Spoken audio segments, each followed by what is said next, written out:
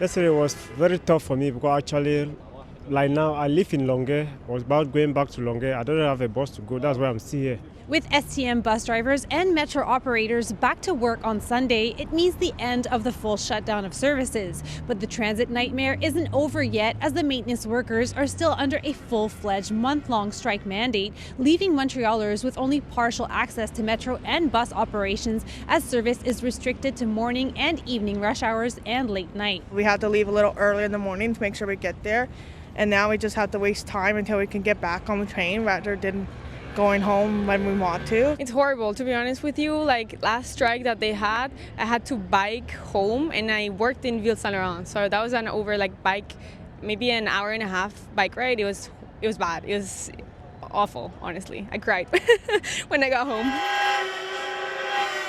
CUPE, the union representing more than 4,500 bus drivers and metro operators, revealed during their press conference Saturday morning that they're open to mediation with STM management coming up. The STM tells City News in a statement, "We understand how disruptive strikes can be to our customers' daily lives. That's why we do everything we can to avoid them through intensive negotiation efforts. In the case of the union representing drivers, operators, and station agents, a mediator was recently appointed and will join the negotiations in the coming days.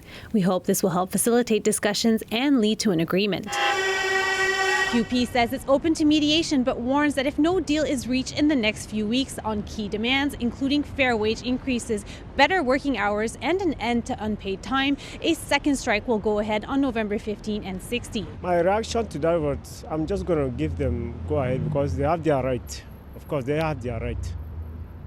Because they always say when you are fighting for something, you know what you are fighting for. And I totally support the strike, but at the same time, it would be important to be able to communicate because there's so many Montrealers that rely on it. But maybe do like a rotation of workers, so some workers on strike, but then they still do full days of scheduling. Meanwhile, the CSN union, representing nearly 2,400 STM maintenance workers, will hold a press conference Monday to update on negotiations. Unless a deal is reached, they say the strike will continue, meaning Montrealers could face a full month of limited service and 2 more complete shutdowns in the coming weeks.